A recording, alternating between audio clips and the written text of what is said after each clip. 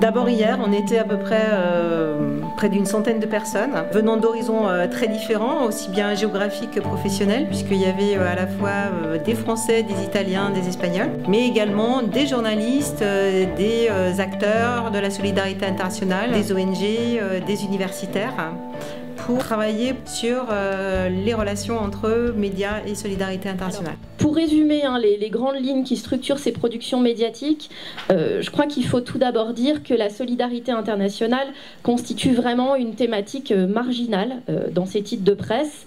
Les articles sont peu nombreux, ils sont surtout très courts, principalement publiés dans les pages locales et écrits par des correspondants locaux de presse.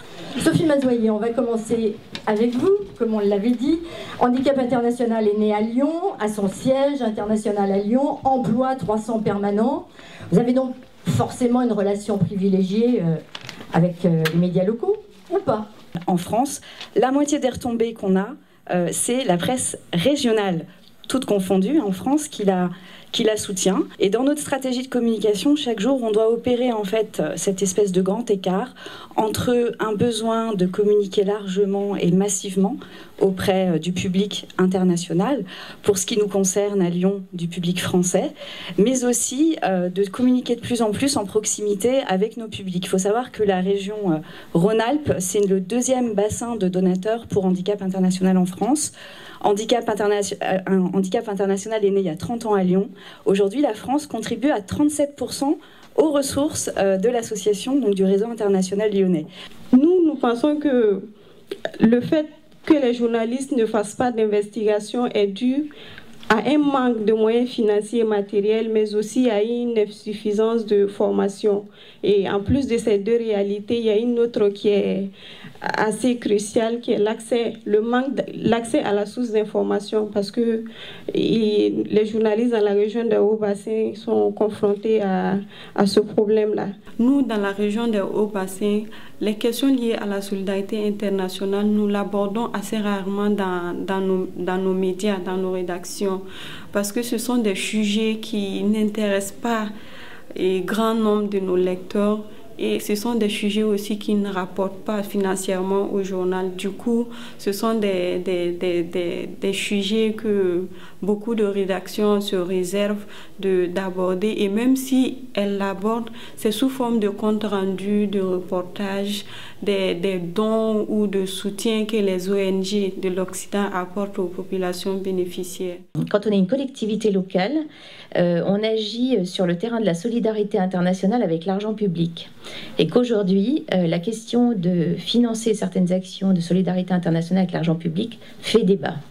Et je pense qu'il est important aujourd'hui que nous réfléchissions de façon collective à la manière dont, même s'il y a de moins en moins de journalistes dans certains grands médias, etc., comment on donne du sens à ce qui est fait. Parce que c'est ça qui est, à mon avis, central dans ce que nous faisons. Aujourd'hui, on s'est retrouvé toujours avec cette diversité de pays et de professions en plus petits groupes pour rentrer un petit peu dans le vif du sujet, du projet dans lequel s'intègrent ces rencontres, qui est le projet Communiquer en réseau pour le développement et sa nouvelle marque Dev Reporter Network. L'expérience que je vais vous présenter, c'est l'expérience d'un programme que nous avons fait pour la troisième chaîne de la RAI.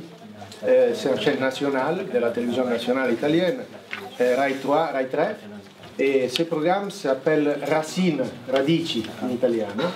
L'idée de ce programme, c'est de faire un documentaire de voyage. On fait un voyage dans un pays, mais avec un guide particulier qui c'est un immigrant ou bien une immigrante qui vit en Italie.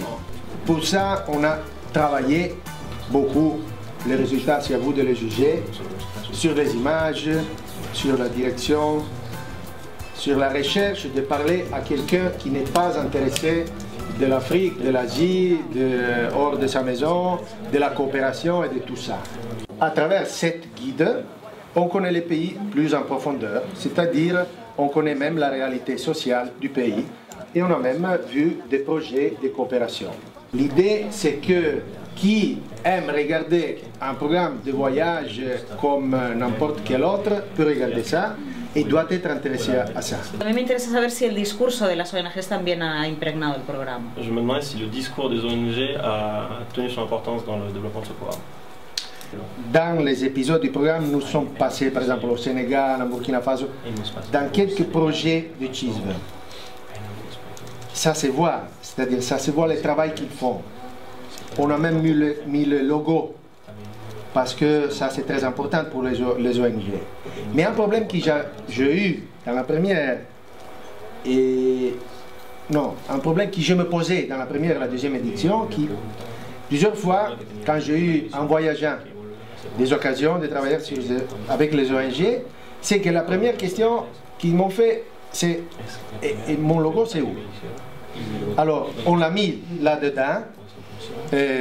Ici, vous ne le voyez pas, mais dans les épisodes, il y a le logo. Mais c'est discret.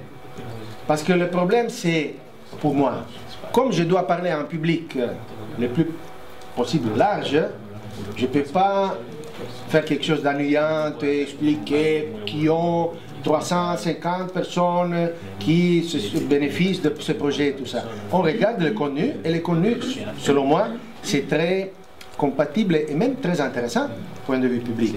Este proyecto sale de comprobar dos realidades. Una, la dificultad del periodismo que ha suprimido los corresponsales en el extranjero y ha suprimido en lugares de trabajo, lo que hace que el periodista tenga muchas dificultades de profundizar los temas. Yo estoy aquí representando a Oxfam Intermón. Je suis représentant pour Oxfam International en Catalogne. Comme c'est une grande organisation, nous avons des objectifs en termes de communication et de relations avec les médias qui sont assez spéciales. En Espagne, le problème est que la crise a fait que les journaux ont réduit leur budget. Et ce qui a nuit évidemment au traitement des questions de fond, notamment quand les sujets se déroulent à l'étranger et loin. C'est pourquoi on essaie de résoudre ça avec des envoyés spéciaux.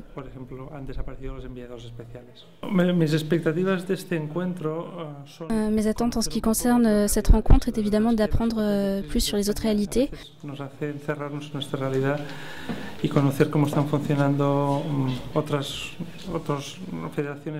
Comme l'Espagne est dans une situation de crise, il est difficile de savoir ce qui est vraiment la réalité. Ici, j'ai la possibilité de connaître ce que font les autres fédérations et c'est très important pour nous. Nous sommes là pour connaître, apprendre et appliquer aussi les autres méthodes des organisations en Europe, pour les appliquer en Catalogne. Moi, je me dis que la solution ici serait d'encourager, développer des stratégies pour intéresser les journalistes. Je prends l'exemple d'un réseau de journalistes pour la nutrition qui est à Ouagadougou, qui est basé à Ouagadougou, et ils essaient d'organiser chaque mois ou chaque 2 mois des activités allant dans le sens de la nutrition. Moi, je me dis que les ONG pourront peut-être réfléchir à mettre en place des réseaux de journalistes sur tel ou tel sujet ou telle problématique et aussi avoir un point focal dans chaque rédaction.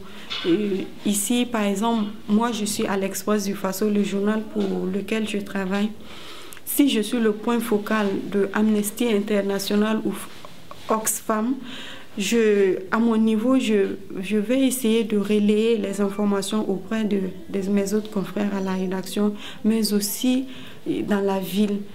Dans les spécialistes des communications qui ne sont pas capables de communiquer. Si, je suis convaincue. C'est intéressant, c'est notre mot-clé. Je suis journaliste depuis longtemps et tu peux le dire. Je suis convaincue de ça.